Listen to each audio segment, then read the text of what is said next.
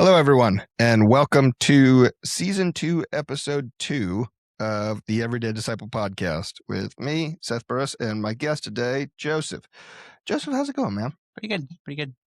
Thank you for coming today. This is a fun one. A lot of the people that we've had on so far have been people that I've known for like 8, 10 plus years. You and I kind of really only got to start knowing each other a couple of years ago. Mm-hmm. So this is kind of fun. I'm going to be able to learn a few things about you too. Yeah. So for people, most of the people watching this won't know, tell me a little bit about yourself. Like tell a little about your faith journey, just kind of like what's going on life-wise. Yeah. That's a little bit, I have to go into too much detail, but tell me a little about yourself. Yeah, totally. So I was born in the Quad Cities and spent most of my life there. Born into a Christian household, church as long as I can remember, Christian school, uh, nice little Christian bubble essentially growing up, and Okay. then went testimony wise. I asked Jesus in my heart around say like 6 or 7 years old, Okay. and then describe that kind of like several like reaffirmations throughout my life. Okay. So I went from a graduating class of 4 in my private middle school to a graduating class of 2000 in public high school. Okay. So that was a fun culture shock. Yeah. And I did a little like reaffirmation. You kept still want to follow Jesus, still believe this. And then went to college, still all in the Quad Cities. Had another little mini like, yep, still want to follow Jesus. Graduated college and worked in the Quad Cities, still lived with my parents like the whole time. So still kind of in that little bubble. But another little reaffirmation there. And then let's go 3 or 4 years ago, met my wife on a dating app. And let's see, 2 years ago, we got engaged. And then I've been married about a year and a half. And that's when I moved to Macomb.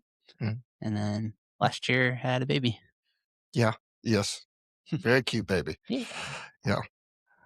Okay. So I think the thing that's interesting to me Mhm.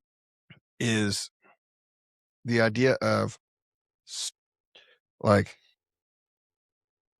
a couple of really, really dramatic changes in your life, Mhm. right? Yes. Biggest, I mean, the what I didn't know about the school thing. That's kind of cool. That's crazy. Going from four in a graduating class is its own a unique cultural experience. And then all the way up to a massive one without moving, Yeah. right? Just like went to a different, just like going up to another school Mhm. is, I feel like to me, that would produce a bunch of challenges in the way that I lived, in the way that I like in my thoughts about people, in my faith. Like you talked about reaffirming. Mhm. What do you think some of the challenges were? And then what do you think and then like after that, uh how did working through those challenges like reaffirm where you were at in your faith? Yeah. So each reaffirmation was kind of a different experience. The first one, obviously, going culture shock to massive high school, where all of a sudden I'm exposed to the world, let's say, because again, Christian school, Christian church. I mean, I played Little League baseball, but like beyond that, when it was like, hey, share with the people who don't know Jesus, it's like I don't know anyone who doesn't know Jesus because everyone I talk to is from church. And so then, so being exposed to high school and like everybody, every single type of person you can meet was like, so like for the first time, it's like, oh wow, there are like other ways to live and conduct yourself and behave outside of the way I've been raised and taught. And so then it's deciding like, how do I want to interact with people and treat people and live my life, and like temptations can pop up and all of a sudden, oh, that's actually an option, and two, I could, if I wanted to, like fall into that. Hmm. So Do you think it changed the way your faith works at all? Oh yeah, definitely, Mhm. definitely.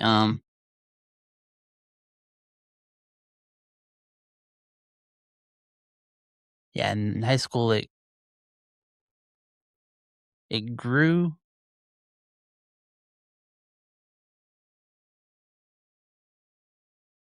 in the aspect of I kind of went from like naive, I'd say like, but partially maybe naive Christian bubble to oh, I'm like choosing to act like this, and I'm gonna like try to stand out and behave this Hmm. way and like own it, so to speak. Okay, that's an interesting take on. So you when you say, I think it's interesting you use the word choose because I think that's the one thing. For it's funny, Mhm. I just have back to back guests on here who are like, yeah, I got baptized at 7. Like that's a very different experience than mine. Mhm, I was 21 mhm. when I got baptized. Do you think do you think it would have do you think that that transition then was kind of the point where it became your faith instead of family Yes, faith? definitely. Do you think if you hadn't gotten that exposure, do you think it would have taken longer for you to make that transition? Or you think that was just a natural aging thing? Um, no, I think it would have taken longer, and that's definitely how it became my faith. Mm, Because I mean, 4 years later, I went off. I didn't go off to college. College was 20 minutes from my house, but my mom would not let me live at home the first year of college, so I had to go to the dorm rooms. And like the very first weekend by myself, I slept until noon on Sunday, and I was like, "Oh wow, yeah, I just slept at church. That was so easy to do."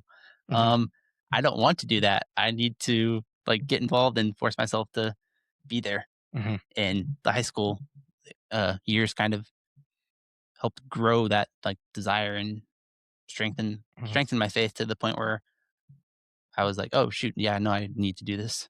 hmm, hmm. And then fast forwarding Mhm, to the other dramatic change is getting married and moving a couple of hours away. It's I mean, I know. So, like, I've known it, interesting that I've known your wife a lot longer than I've known you. mhm, Um, Alexis uh, has a, I think it probably at some point I'd love to be able to have her on here too because she's got a very unique story as mhm, well. But um, that's a very different kind. Like, so the first transition you're talking about is like bubble to just exposed to everything, mhm, and the other one is like, okay, now you're taking that and trying to curate like not to say bubble, but like mhm, the environment that your family's gonna grow in. mhm. It's I think the difference is when you're going to expose to everything, it's like, okay, well, now I'm meeting people who don't believe the same thing I do. Yep. Whereas the marriage side is, okay, now I'm partnering with somebody who has the same core beliefs at me, Mhm. but raised in a different environment, Yep. practices their faith. I mean, again, same core faith, but like Mhm. the practice of it may be different. Like Mhm. what that I would imagine, again, I'm a single guy, so but like I would imagine that there's a dramatic shift in the way that your faith has to function there Mhm. too. Oh yeah, definitely for sure. Yeah, and there's a whole lot to like explore for the aspects of major changes, life changes, and such. But I mean, just in the fact of practicing your faith differently, I went from like a traditional 100 person uh, evangelical church. And growing up, when they got like a speaker system, it was like a huge deal. And so then I come here to the crossing where like you got the all the instruments and effects and everything. And I mean, core values, of course, all still the same, but practices of 3 services versus like 1 service, Mhm. uh, more people to interact with instead of like my church experience was kind of again like a little bubble where Yeah.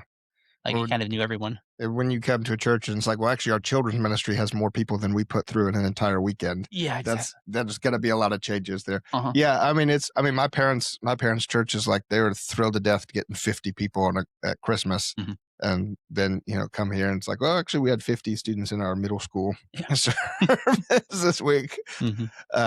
Yeah, really dramatic changes there. What is that?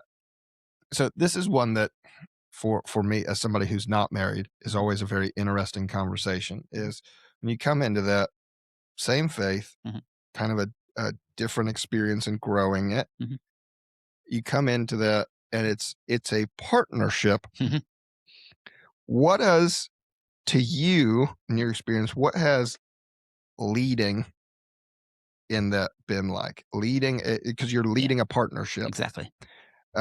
What does that look like for you? Yeah, it's a very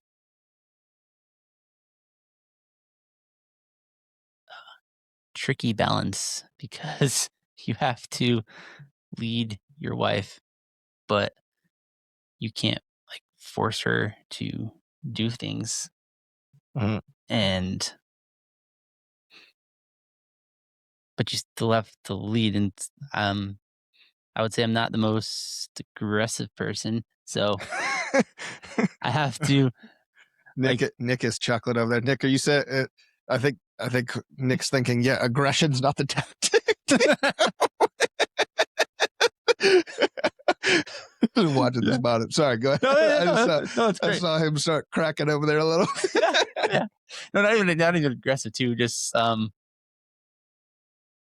I can't think of the word. That's fun. You talking about just like directness and approach, or like Yeah. No, there's a very specific word that perfectly describes this, and it is gone from my brain. watching Nick lose it Yeah. over there?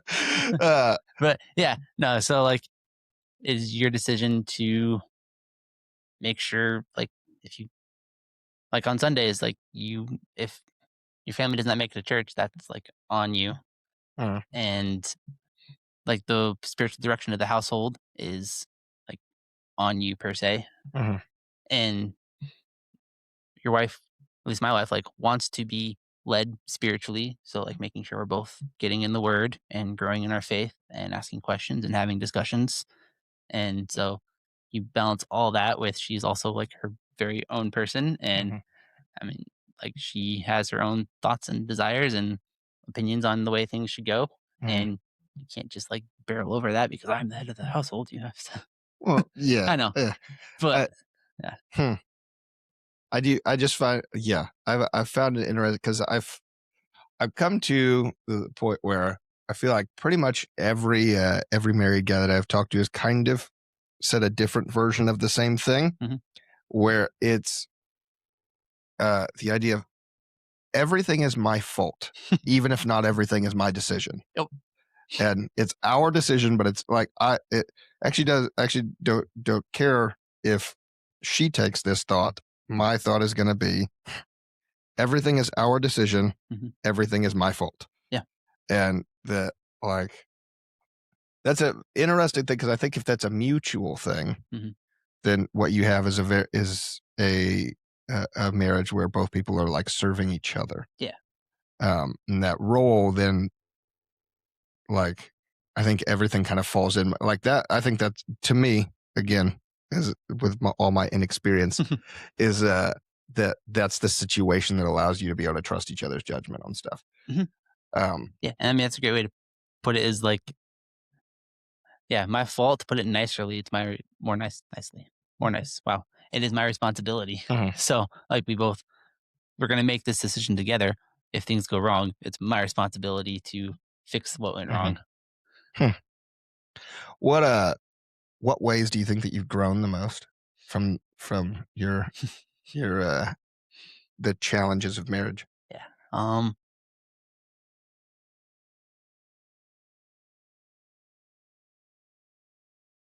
think growing the most is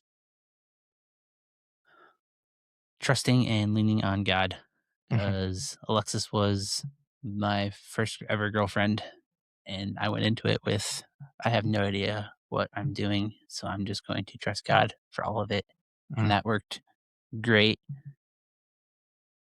But then, of course, it's easy to say that when things are great, and then when problems hit, it's like, well, I still have to believe that and still have to like be just as convicted that like I'm not gonna try to fix it myself. I'm gonna trust on God to lead us through the situation. hmm, And so first ever relationship, there's so much to learn and so many mistakes to make. And then you go into a marriage and it's like that compounded. And I mean, we had Eli 10 months after we got married. Mhm. So there was, we went, dated for a year and a half, I think, engaged for 6 months, married for 1 month, pregnant after that. Yeah. And then boom, new baby. Yeah. And Yeah. so, Which would be the third dramatic yes, change exactly. is So, I mean, it's kind of I'm along for the ride, kinda yes. like learn everything on the fly. Yes. I've heard that children can be a change in your life, create a change in your life. I don't Super tiny change. mild adjustment in the Yeah, way that you do things once there's a baby present. just a little bit. Nick doesn't agree. Nick said, I do things exactly the same way as I did before I had kids. Nothing. uh, okay. Yeah. So, all right. Well, that's good. Cause I feel like, I mean, 10-month-old, I feel like that's probably the thing that's having the biggest, still probably going through a lot of those Mhm, changes.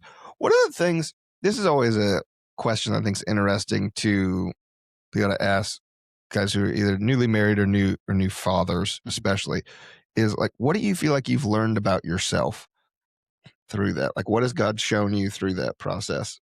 yeah. Um, he's definitely shown me I am much stronger and more capable with him than I ever thought I could be by myself. Hmm. Because I never imagined, like, mm, I overthink. I'm very internal monologued, and, like, I think internally a lot before I, like, try to make decisions, Hmm. and so I try to run through all the different scenarios, and you can't, like, you can try. It did not work out very great. Like, it's like, "Oh, no, this is completely different than what I thought it was gonna be," and so, like, kind of terrified, but you just still gotta do it. Hmm. So, I mean, I had not held a baby in 20 years, probably. Yeah, like 20 years before I had Eli. And I was like, I am terrified. I don't know how I'm going to do this. And then you just kind of have to still do it and trust God that it's going to work out and I'll make mistakes. But I think definitely the growth thing is, mm, sorry. Yeah, just the growth and strength, I'd say. It's you say that it's like the like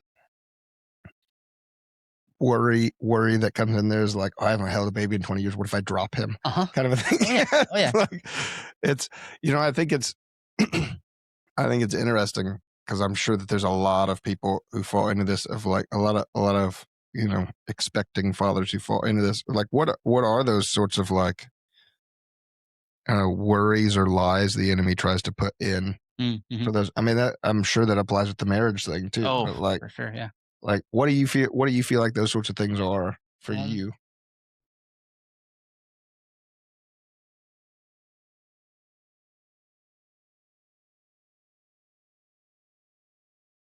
for fatherhood, there's, of course, all the physical aspects of I'm going to drop the baby. I'm going to mess something up. I'm going to hurt him. I'm going to, like, I don't want Alexis to feel like she has to parent all the time and everything. So it's like, okay, I'm not going to be there enough for him or her.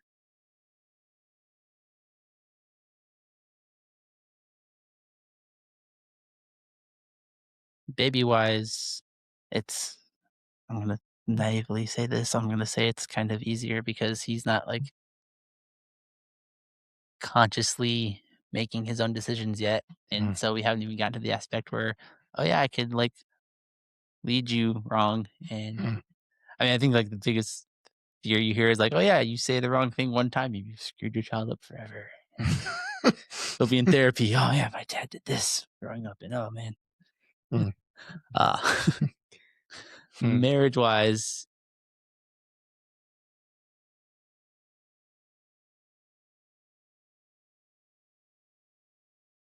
Marriage-wise, the enemy definitely likes to attack me with making mistakes because I'm kind of a perfectionist, and so I try Mm. so hard to, like, be perfect, like, all the time, and any sort of mistake is, like, sometimes can be overly devastating to me when it shouldn't be, and sometimes Alexa will be like, "Yeah, you did that wrong, but I'm just telling you so you do it right next time. I don't, like, I'm not mad at you. I don't, like, care. It's just a tiny little thing. So don't, like, beat yourself up over it." But Yeah, I feel like that's one that a lot of people, whether you're married or not, can just relate to the thing of like someone like offering you some sort of critique as a constructive criticism, and your brain immediately goes, "Oh God, they hate me." exactly, yes. like, Yeah, like, and it's crazy because that can happen no matter what. Because like in your circumstance, like she married you, she's not she exactly. doesn't hate you because of the problem with the dishes. I know, yeah. You're like, oh, she's gonna divorce me now. Seriously. Yeah, I'm so self-critical, so anytime a mistake comes up, it's like, "Oh, I knew that was gonna happen. Yep, that was it. That's the end of things." And, like, if she makes a mistake, I wouldn't even dream of, like, blaming her for it or, like, treating her like any sort of negative different way than I would treat my but then when I do it, it's like I expect it so much more worse. Yeah, More worse. yeah. it gosh, it is. That's a, I don't know. That feels, I feel like that is a universal experience of just like deciding for people how they feel about us based around the way we judge our mistakes.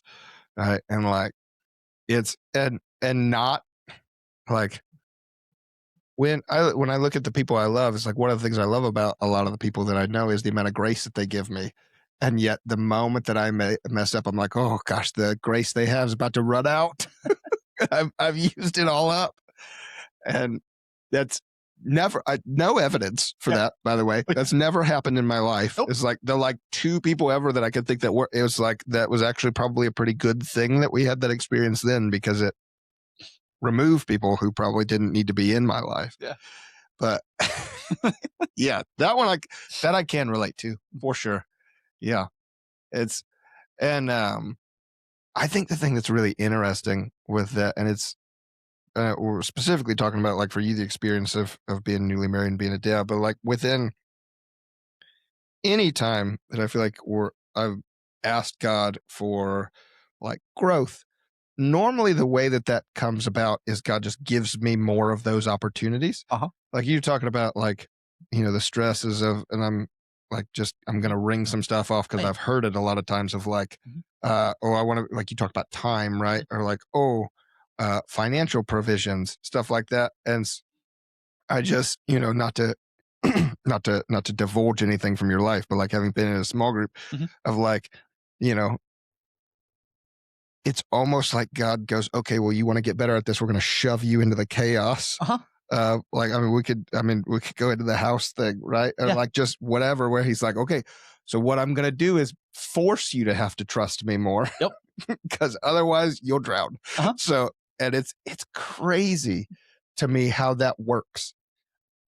I don't think I've ever asked God to grow me in an area and not become like immediately hammered with more of the thing. And I think the honest answer is what I'm actually much more childlike praying for is, hey, God, don't make me have to deal with this anymore. That's Exactly. what I'm actually praying for. And his response is, well, the better thing is for you to learn how to deal with it. Yes, exactly. No, I'm very bad at communication, and so I pray, "Hey, God, I would like to communicate with my wife better." And I want him to just magically improve my communication skills and make me perfect at that. But instead, he's just gonna give me opportunities where I have Mhm. to choose to communicate with her, and whether I take advantage of those or not is will decide how much I'm growing. Yeah. Yeah. And it's, yeah, it's so fun. It just, that's the what when I think about the idea of like becoming a dad in the future, the one thing is always, it is always the physical things Mhm. for me. Like I just, I'm thinking about literally, I think last Monday of, he's crawling around on the floor over there and 20 different things on the floor that he could go to. And there's like three that's like, hey, I don't want him near that because he'll put it in his mouth. Uh-huh. And that's the only thing he wanted Oh, yeah. the entire time. He's like, oh, hey, that's a cat toy. Yeah, exactly. That probably tastes delicious. Yeah. Like, there's so many other things you could go after right now. Uh-huh. And it's like, no, that's well, oh, and then it changes to, oh, dad took that away, which means it must be the thing. Oh, Now it's the only thing I care about. uh-huh. Yeah, definitely. Oh, yeah. It's oh man, it's so funny to watch the way that like so I had Caleb on earlier, right? We were talking about working with kids Mhm. and how and the things that I learned about like my own faith journey. And I watched that and I watched that as like that's such a perfect analogy for me with God of the number of times it's been like I've been like, hey God, like remove the stuff that I don't need in my life right now. And then he takes something away. I'm like, well, not that. That's the thing that I want right now. And my response to it is, well, let me see if there's another way I can get the same thing instead of just going, all right, clearly God did what I asked. Like, well, he did what I asked, but he didn't do it the way I wanted. So now, so now I'm going to reorganize and try to still get the same thing and completely missing whatever the actual thing was. And yeah, it's just so funny because it's easy to watch it with a child and completely miss the fact that I'm doing the exact same thing myself. Uh-huh. Yep. Yeah. No, Alexis will like share things that she wants to improve on. And sometimes I'll tell her, that's a very like brave prayer that you're praying right now because God's gonna just give you more of those opportunities to Mhm. overcome it. And then I pray the same thing and I'm like, I'm so stressed out that I'm having this. And like I can tell her, tell my child that and if I have listened to myself. Yeah. Oh, I remember like maybe about 3.5 years ago or so, I pray what I think is maybe the most dangerous prayer that a person can pray is praying, hey, God, will you help me grow my patience? Mm. And then I literally think that week is the week where I had a conversation with Quentin about serving, and Quentin was like, I really need someone to come help with middle school ministry. And then spent the next 3+ years of my life trying to get 13-year-old boys to focus. Mhm. And it is it's yeah, it's wild the way that like that God's response is actually like, well, no, I've equipped you for things, so now we're just gonna turn the equipment on. Yeah, it's really interesting. Yeah, my first job out of college was IT support for a community college. Mm. And I didn't love it. I didn't hate it. And I was kind of going to definitely be complacent in it. And I prayed to God. I was like, hey, uh, please like reveal to me whether or not I should be staying in this job or not. And then a week later, they had budget cuts and I got fired. Yeah, like okay, well, that's not the way I wanted you to tell me this. No, please no. Oh. So what? Can you explain? Because I could explain it, but I don't think I'd do it well. What do you do now? It's Yes. So basically, I travel all around, and right now I mostly install new ATMs okay, for banks. okay, okay. Mhm. A lot of travel with that. Yes. Long days. Yes. Yeah. Yes. So I think the I think what the question that I kind of want to go into more that I think a lot of people will be able to connect with is you talked about like one of the like worries that goes into your brain is like as far as fatherhood and being a husband is like, am I going to be there enough for them? Mhm. Um, making sure like I don't want Alexis to have to do everything herself. Mhm. Long work days, lots of travel. Yeah. There's a lot of pouring out Mhm. that comes from that. Yeah. How do you make sure that you're still getting fed and poured into in the middle of all that? Yeah.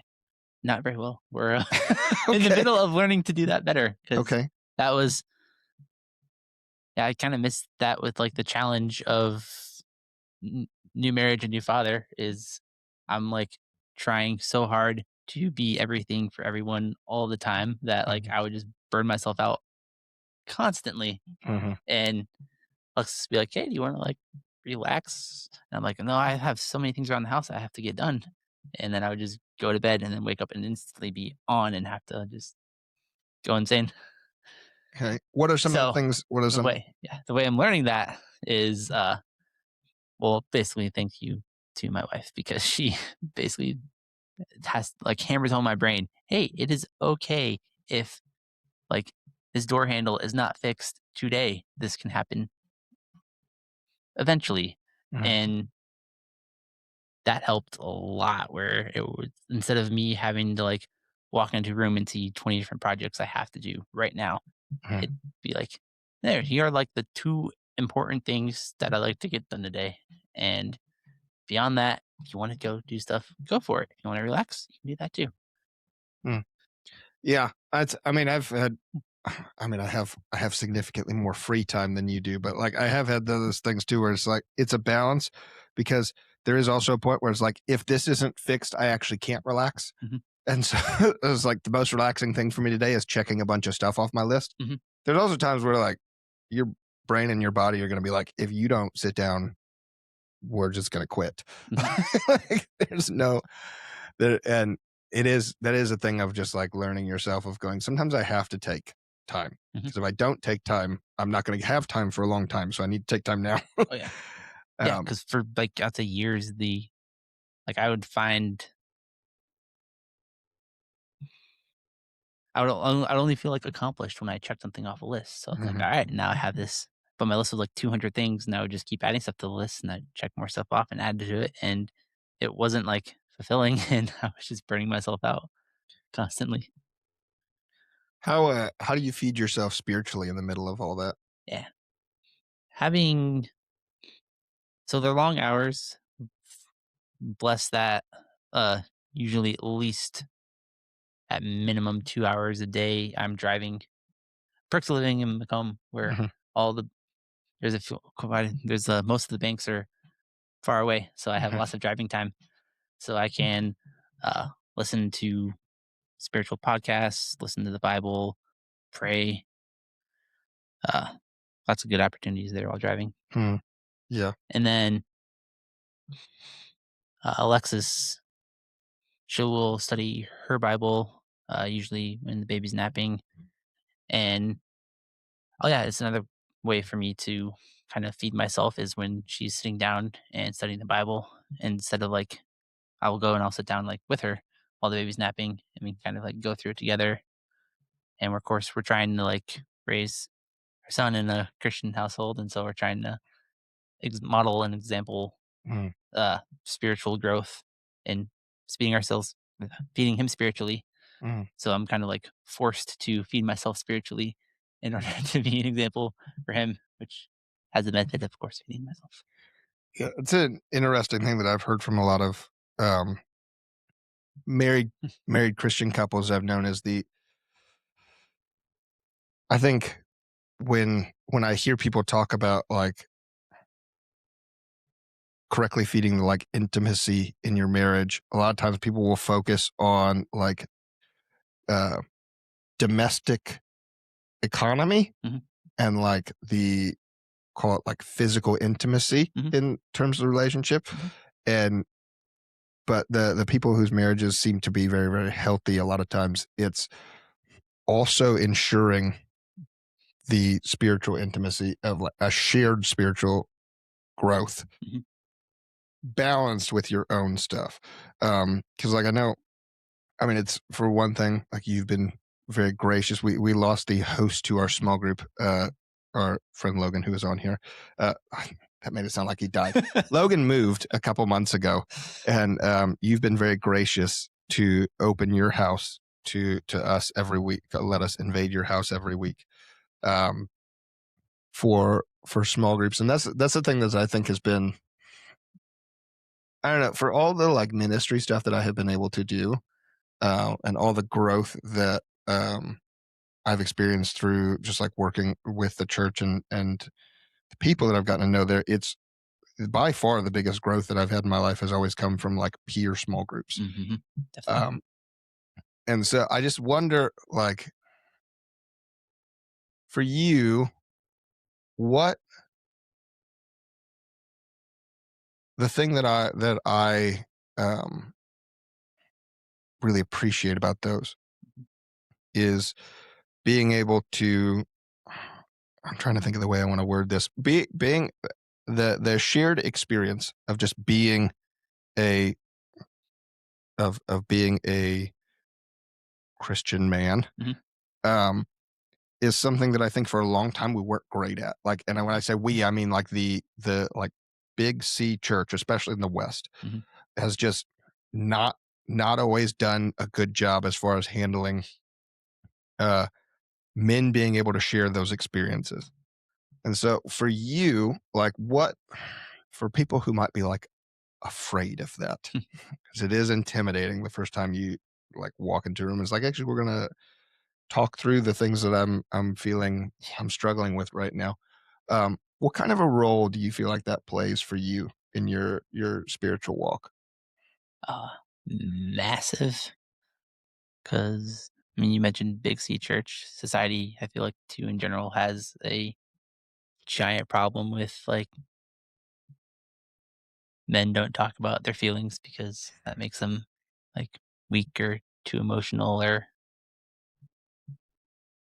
I don't know. And when you actually find a group of guys that you can share that with, it is incredibly freeing Mm, and it allows you to like I process so much internally and I feel like I'm doing so good at that and then I'll share it with someone else and they can like instantly see what my issue is and put me to a solution in like 5 seconds when I spent like hours running it through my brain. And it's like, "Oh wow, yeah." And so having an opportunity to do that with people is like I don't really have enough words to say how valuable that is. yeah, I cannot list the number of times that I've been in the like in the middle of trying to sort out a thing and it feels incredibly complicated to me. And then I'll bring it up at small group and somebody like yourself or Caleb is always really good at this, or our friend Cody's really good at this. Of just will basically just say the same thing back to me, but phrase it in a much more simple way. And I'll hear it and be like, that's actually like a really, really it's when I hear it said out loud by somebody else, it's like, well, there's a really obvious solution to that. You just don't like it. Uh-huh. That's, I don't know how many times I've been like, oh, okay, well now I feel stupid.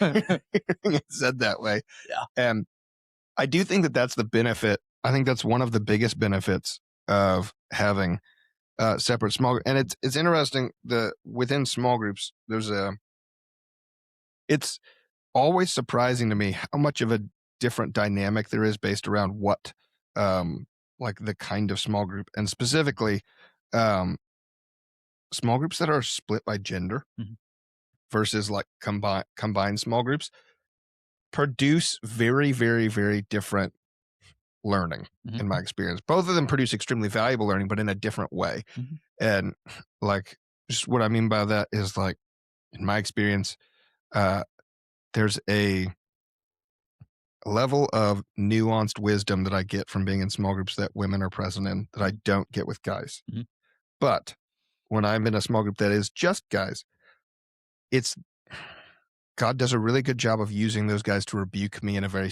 blunt way. mm, Because a if there's room for interpretation and I want it to go a certain way, I will find a way to interpret it that way. mhm, And I have been blessed to have a lot of guys around who will not leave room for interpretation and will just very bluntly say, "Oh, the one that comes to mind for me is I don't know, I think this might have been before we were in a small group together, but I was talking about making a pretty big decision, and I remember I think it was Cody very specifically being like, "To be honest, that just kind of sounds like you're scared," and I was like, "That's rude." It's true, but it's also rude. and, and but being forced to confront that and just have them and having other guys around who are willing, like you have to, it takes a lot of work to curate an atmosphere there because you have to trust the people that are around. mhm.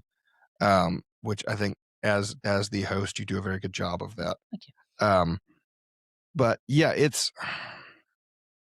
I don't know. That is a thing. As again, as somebody who's not married, it's always very interesting to me to watch the way that like to learn the or see the importance of being able to feed yourself both ways, right? Like Mhm, it's important for you and Alexis to have that time together. It's equally as important for you to have moments for spiritual growth independently. mhm. And I just I want like I think the thing that I wonder about is like Do you? This is a very kind of off topic Yeah, question. cool. Um, but that has just come to me, so I did not plan this. So maybe I'll ask this and we'll cut it because it won't make any sense. Um, in Do you feel like learning and growing with your wife, Mhm, learning and growing in a setup where it's you and other men, mhm, do you feel like the way that God speaks to you and teaches you in those moments is different?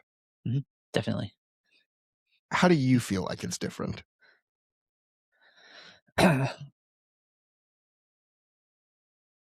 Um, and just off the top of my head, the biggest way is like marriage. We are like one, and so like when I grow with her, well, it's usually when we talk about stuff and we grow together, it pertains to us and our relationship, and so we're kind of moving each other forward, but also moving us together forward. If that makes Mm, sense. And if I'm talking with a group of guys, I can kind of move forward like individually, if that makes sense, which helps me, of course, and like of course by myself and with marriage. mm, There's also it's also less pressure because, like you were saying, guys, like very blunt, like mhm, sounds like you're scared, mhm, and like you were blunt with your spouse because they're your spouse. That can be like taken very differently than mm, just two guys being like, yeah, mm. That's an interesting way to view it. I had a much harsher view of it myself, but yeah, it's I. We're going to talk about it from a Band-Aid ripped off point. mhm, I think the difference that I feel is I think the expectations of the people you're with are different. yeah, uh-huh, I do think this dynamic also plays in with whether it like in just a mixed gender small group as a whole. mhm, I would imagine it's just way more amplified whenever your spouse is there. mhm, Um, but just in the sense of the expectations are like expectations between men and women and the way that they function in the church and in their families and everything are equally important, but they're inherently different. mhm, And so when it's just you and the other guys, it's like, man, we're all running the same race right now. mhm, And so the standard that I'm holding you to comes from a very different place. yeah, Like with you, I, again, I would imagine with mhm, your spouse, it's very much a thing of like, hey, we are a team and I need us to do this. With men's small group, it's more like, this is my battle buddy.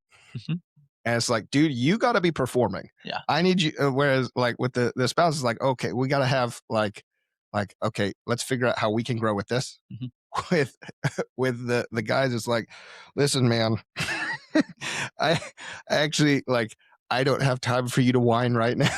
Like as harsh as that is to say, uh-huh, like sometimes, and I think that's the thing that I like about that is like that you also need to hear that. yeah, Like, I think in a loving, from what I've seen at least, in like a loving marriage, it's rarely going to be worded that way by your wife. mhm, And where I think it's valuable for married guys or guys who are in a relationship to have other guys around them is that they're more willing to just say that mhm, and to say or and I've seen it within when we've had small groups too where it's been like there's been multiple guys there who are married and have kids of like where they're able to be like, listen, dude, I do the same thing. mhm, And it's like, that's just the way it is. yeah, And sometimes you need to hear that's just the way it is. uh-huh, And that's I think that's the healthier version of I think the twisted version of it that society gives is the thing of like, oh, men need to suck it up. mhm, That's not what I'm saying. I'm not like the guy, and that's not what's being said. It's not a matter of saying, hey, you have to suck it up. It's a matter of saying, listen, this is the fact. I'm here for you, but you gotta find a way to get through it. yeah, And that's not the same thing. mhm, That's of because and I think the difference is it's the difference between admonishing you for your failure or your vulnerability as opposed to calling you to be bigger than it. Yes. And what that really looks like is, I think the responsibility for the other guys in that is to remind you of saying, "Hey, remember that we're on the winning team." Mhm. Because that's, I think, maybe the one of the nastiest lies the enemy uses as a weapon is to try to convince you that it's possible that God can lose. Hmm, mhm. It can't. Yeah. So it's like you picked the winning side already. Mhm. Act like it. Like one of my favorite, I can't remember. I think this might have been from a sermon that Jerry gave, where he talks about the phrase "the gates of hell cannot stand" Mhm. is so important because it's a reminder that hell's the one playing defense. Like you don't use gates to advance. You use, like Yes. gates are there to hold you back. Yeah. And it's like the only way that the enemy gets a quote unquote victory is if you do nothing. Mhm. And like choosing to say, yeah, we're going to win and we're going to advance is that, and that's in aspects of your marriage. It's in aspects of fatherhood. It's in aspects of being a good brother to the people around you, working in ministry, working with the people that you work with. Is you have to choose to say, yeah, we're going after this because this, and if the person that I'm, trying to reach out to, or if this situation goes bad, okay, but that doesn't mean we stop. Yeah. And what the enemy wants is for us to freeze. And fear's a good weapon to freeze you, but it's only a good weapon as long as it's allowed to freeze you. Mhm. And it is,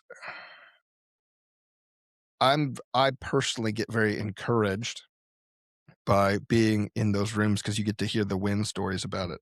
I mean, Mhm. this, we were quite celebratory this last couple weeks because like, the like getting the house sold thing. I Mhm. don't, like I said, I don't want to go into your personal details, but like of Go for just it.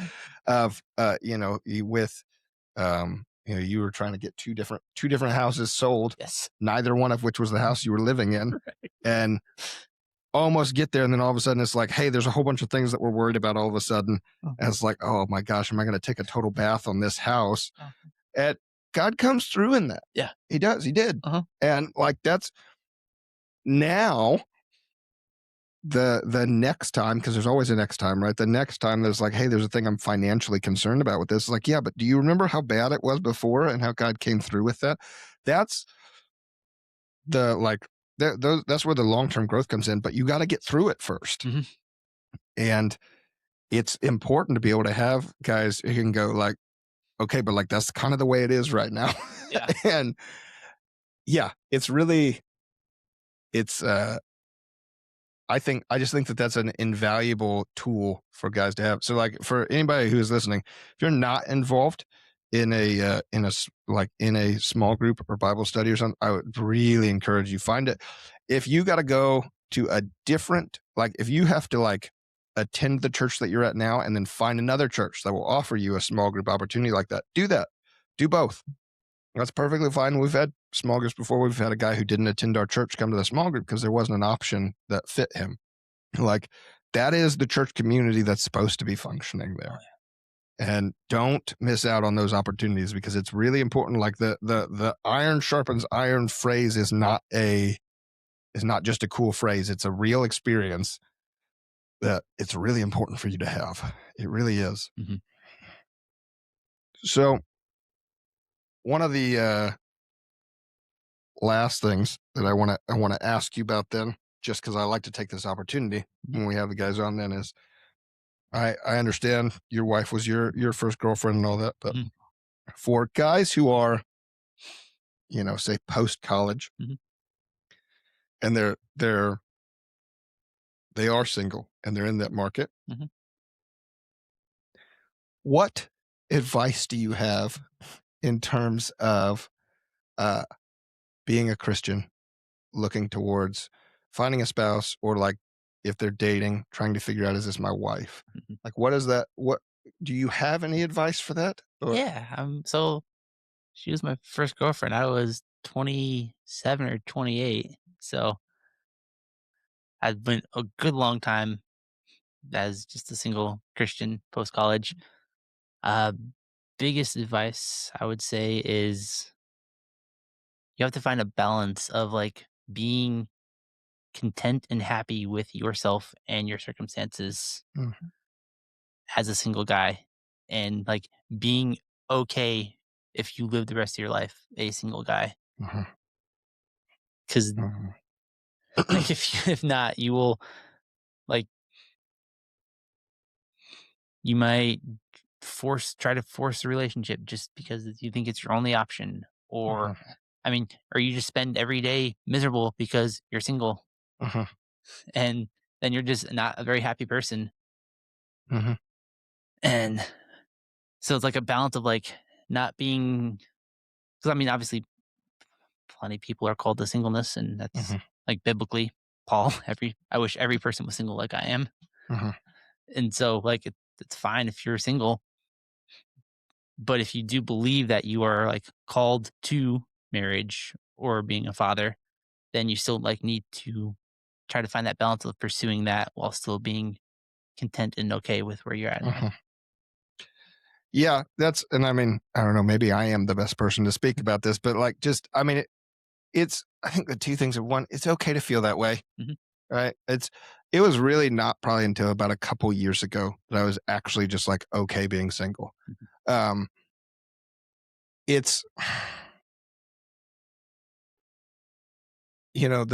the answer, the easy answer, right, to Paul's thing is like, well, Paul, if everyone was single, there'd never be any more people. It's like but the the reality is that I think the point that Paul's caring about more in that moment is what's I think the thing he probably worries about is this idea that finding a spouse can easily become an idol Mm, mhm. for Christians. I think it's one of the most common idols that exist for Christian people. And I know, I mean, we talked about this when Cassie was on here too. That's certainly a thing that happens for women, but it happens for men too. Um, and it's the most important thing that you do in your life is going to be whatever it is that God calls you to, not being married and raising children. That's probably the second most. I think it's fairly comfortable to say that like being a husband or wife and raising children is the second most important thing you'll do in your life. The most important is whatever it is that God calls you to. And that that has to be, like, if that's not the priority, then you're if that's not the priority in your life, then you're not at the place that you should be Mhm. to find a spouse. And you will have to figure that out and deal with it while you're married, which you've already said just compounds marriage, just compounds whatever issues were already there. It doesn't get rid of them. Correct. Um, I think it's also fair to, I think you would agree with this. It's also fair to say, I think the biggest secret to is find a really, really, really good wife. Like, find a really, really good woman to marry. Um, which I would give advice on that if I knew how to do it yet. So, um, but it's, yeah, man. I mean, And using the it, word idol was fantastic yeah. because if you make marriage or relationship your idol, you're in essence making the person you're trying to be in a relationship an Mhm, idol. And then when they inevitably hurt you or let you down, it like is so devastating because mhm, you've put them up on this pedestal that they didn't ask to be put on. mhm. And any simple mistake is like so much worse. Yeah, I mean, the longest, most serious relationship that I had in my life was ruined in large part on my part because I turned her and our relationship into an idol. Um, it's not, nothing can get placed above God, even, and that almost sounds harsh to people to say, to be like, yeah, no, your wife and kids aren't above God in your life. Yeah. That sounds crazy to people who Oh. haven't experienced it. But I think, and maybe I'm sure Nick would probably agree with this too, is when when God is above that, you're actually better at all the other stuff. When he's the most important thing, everything you're better at all of it, because you have the right approach with things. Yeah, like you Um, talked about feeding myself spiritually. Our Bible study was a huge step in that direction. And like when I fed myself spiritually with our Bible study, the other aspects of my life, like all the problems I had, like it like, oh, I actually there is potential for me to like not be drowning in this anymore. mhm, mhm. Yeah. I think it also just like when you've made your relationship your idol, then the stress level around it is very different. Hmm. Because failing in that means I failed in everything now, as opposed to um, the most I have, the most important thing is still right whenever it's your relationship with God. Um, you just quick follow up Oh, to that. Then you have any advice as a brand new dad with all of your 10 months of experience? oh Do you have yeah, any? 10 months. I got Let's this. see. I'll watch Nick's face and see if he agrees. Uh, I mean, Maybe more like a heads up, just so you know this is gonna happen. uh, oh, so far for baby wise, just like be there and screw up, but as long as like you're there, they're happy Mhm, and they're okay with that. And then for like new dad, uh, my philosophy of it was, all right, dear, how can I like help and support you right now? mm, And like, what can I do to help you? mhm. I think it was Logan had maybe my two favorites that had one was serious, one was like so his first one was was very sweet and very serious. He was just like it's important for people to understand like postpartum is Mhm. very real, and it's a thing that you need to be there to support. And then he immediately goes into also just accept now that you're going to get poop on yourself.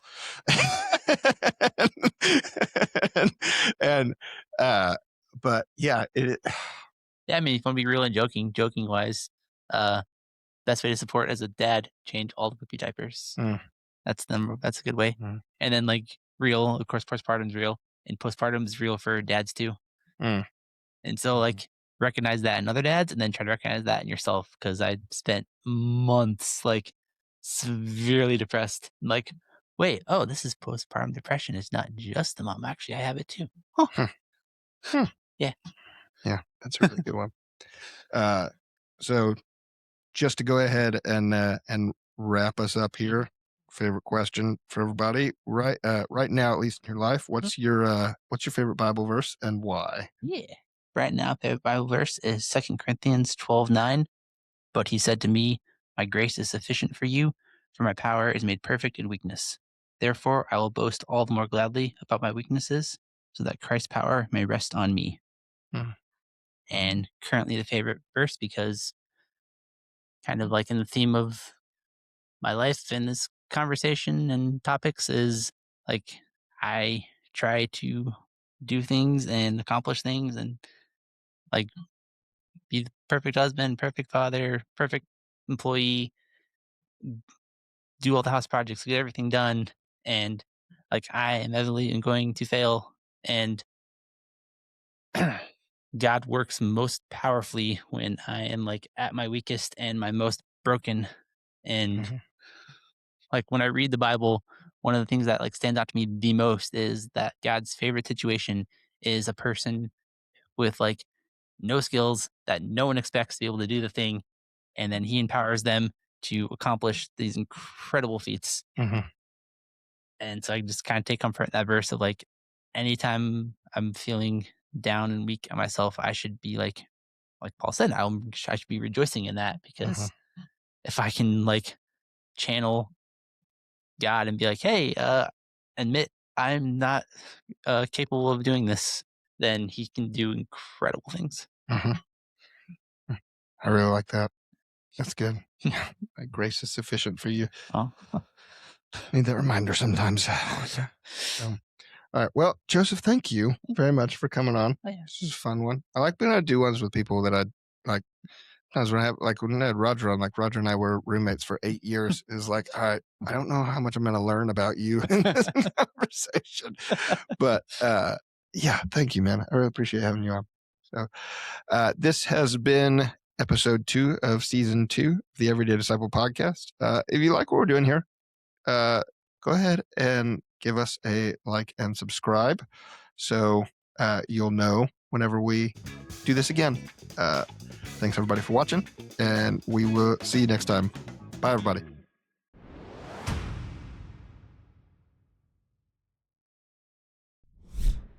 Hi, everybody. Just want to take a moment to make sure that we are thanking some of our sponsors. So we'll start. Sasquatch Gun Oil. If you care about your firearms, your tools, your everyday carry, and your gear running the way it was designed to run, you need Sasquatch Gun Oil. This stuff keeps your equipment clean, smooth, and reliable. Use code FFP316 at checkout for an exclusive Foundational Fathers discount, because Jesus still saves, but your rifle still needs oil.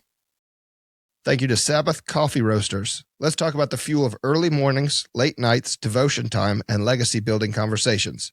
Sabbath Coffee Roasters. Purpose driven, faith forward, and roasted with excellence. Whether you're opening your Bible, heading to work, or leading your family, this coffee meets you where you are. Drink coffee, read your Bible, lead your family. Thank you to Pretty Good Wood Turning. If you're looking for a gift that actually means something, not mass-produced junk, you need Pretty Good Wood Turning. Handcrafted tumblers, custom wood gifts, pieces built with purpose, prayer, and precision. This is legacy-level craftsmanship, perfect for dads, pastors, mentors, and leaders. Thank you to Hydra Girl Golf Apparel.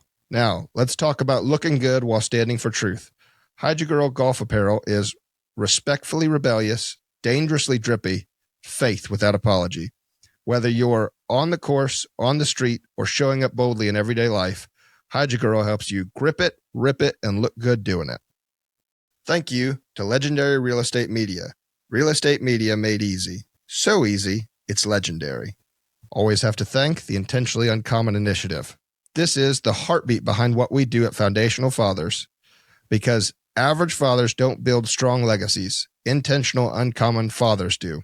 This initiative exists to push men out of passivity and into purpose through discipleship, leadership, and spiritual direction. You weren't called to be average. You were called to be uncommon.